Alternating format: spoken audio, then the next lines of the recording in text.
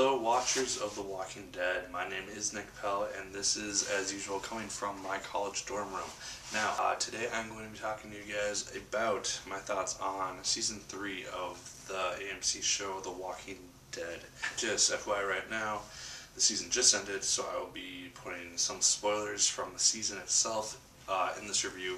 At the end of the video, after the credits, I'll be talking exclusively about the finale, which just premiered tonight, and my thoughts on it compared to the comics and stuff such as that. So yeah, know that in advance. So yeah, diving right into it, I actually really enjoyed this season. It was easily my favorite one so far. It was very action oriented, it was well paced for the most part. I thought that the writers did a really good job with it. I did like the fact that they took some concepts from the comics and some concepts from the writers, and just kind of combined them. Because obviously we have the scenario, we have Rick's group at the prison, we have the governor's group at Woodbury. At first, we see these two groups completely separated, only tied together by Michonne and Andrea. Eventually, as the season progresses, they begin to be intertwined with each other. We see the first conversion of this, in which Rick's group goes in, rescues Glenn and Maggie. We see Dale and Merle tied up and having to fight for their lives against a walker or two. Progression to the second half of the season, we get Dale and Merle returning to the prison and seeing their brotherly conflict evolve throughout the season. In terms of Andrea, a lot of people, including the IGN guys who review Walking Dead, they really hated on Andrea. I've seen that a lot of other people hate on Andrea. I honestly did not mind her that much. I thought that she played her role well, while at times it was kind of annoying. Based on what her character knew at those specific times, her decisions did make some sense. Like, she was in his room at night with the knife. Sounds like something from Clue. She had the chance to kill him, but her trying to be kind of like calmer of tensions here. She wants to find another way to settle matters between Rick and the governor, besides violence and death. And of course, at this time, she has no idea of the atrocities the governor has committed. But I did like the fact that we do see her evolve throughout the season. I thought it was really interesting that the writers decided to put Andrea in Woodbury for the duration of this season, while in the comics, she, as far as I remember, she never sets foot in Woodbury at any time. And she just remains in the prison as a guard, and I don't know, I thought that was really cool. And a really neat way to go about it. Alright, let's talk about Carl for a second. Carl has grown up immensely since Season 1. He's basically a child soldier at this point, and he's taken out zombies in the first episode, just shooting them up, and that I thought was a really cool thing to see. But he does become very cold and very hardened as the season progresses, because we see Lori's death, we see Carl end up having to take out Lori before she goes zombie. That starts to harden him, and then just the various things he has to deal with, the various choices he has to make. He sees his dad go insane for a few episodes. Eventually, he kind of becomes a reflection of Rick in how Rick was at the beginning of the season. He's very hard, he's very cold, he doesn't trust anyone for the most part, at least anyone new. And so, yeah, it'll be interesting to see how Carl evolves through Season 4 and hopefully past that. One thing that I found really interesting and that I kind of wish that they had done with this season is they would have had Rick and, who was it? Glenn and Maggie, I think, and Michonne.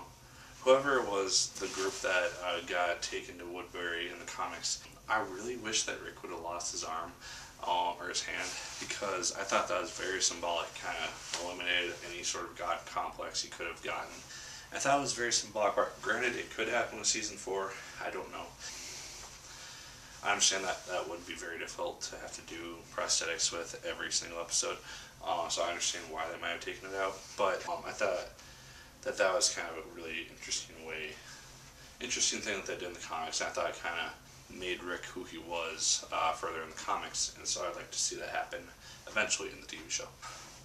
So yeah, as a whole, I did really enjoy season 3. Obviously, you've heard me talk a little bit about it. I will be talking about the finale after the credits in just a second. And so yeah, if you've seen seasons 1 and 2, definitely check out season 3 when it becomes available to you. That's about it. Like, favorite, comment, and subscribe if you so choose. I would highly appreciate it if you did so. And as always, my good people, my name is Nick Pell, and once again, keep on watching.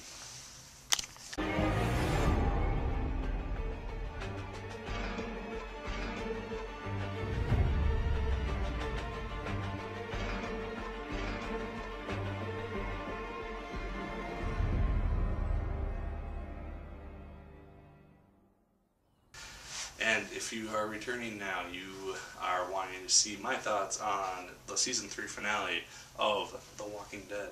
Quite a finale it was. In the episode before it, we see Merle get taken up with the governor. This is the finale of that. We see the governor amping up for war. He goes to the prison, finds it looking deserted. Turns out that everyone's hiding. That totally fooled me for a second. I thought that they were going to take a totally different turn on that than they did in the comics. I thought they're actually going to have Rick and his group run, and then the governor was going to chase them down or something and cause something to happen. Nope. So yeah, Rick and his group kind of ambush the governor's group. They all flee, which pisses the governor off because I'm sorry, I'm summarizing, but it'll make sense. When they stop in the road, the governor mows everybody down except for his 2 henchmen, and oh my god, that was very unexpected because in the comics, if you read them, spoilers are about to come, so be warned.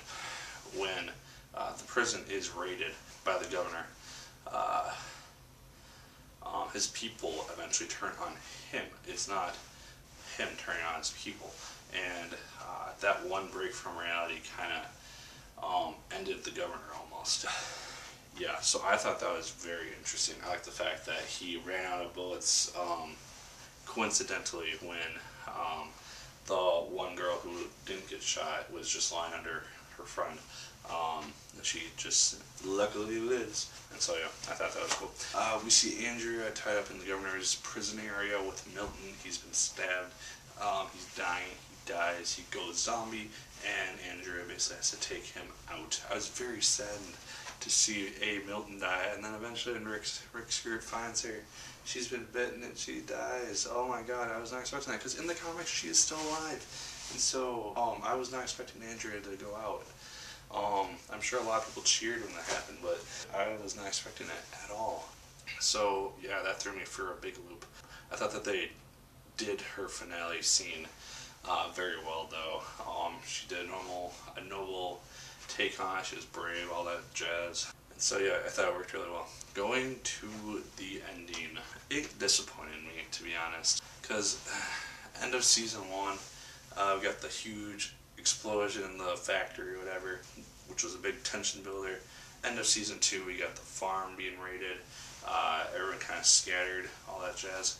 And then season 3, I was really hoping after the governor drove off with his 2 henchmen, we would see some sort of confrontation of some sort. I don't know what, but it would be something. Nothing. We don't see him for the rest of the episode, and it's a very peaceful episode. Rick takes in all of the survivors of Woodbury. He takes them into the prison. I have no idea how they're going to feed everybody. That's one thing that crossed my mind, because they're in trouble enough feeding themselves. But they got like 30 new people, and they're old and everything. So something's going to go down there. And I don't know. It just feels like they're trying to stretch out the storyline for this more than they really need to, or than I would really like. So they're going to be going totally off the comics now for season 4, assuming that they will remain in the prison, which I'm assuming that they will be. And then the governor will probably remain the villain still, doing something, I don't know what. Because in the comics, like I said, this does not happen. And I don't know. It leads me to anticipate season 4 in terms of what they're going to do, because it's nothing that anybody can really predict at this point. My reaction to it was very kind of disappointing, and while it did end it quite neatly with like the image of the cross and everything.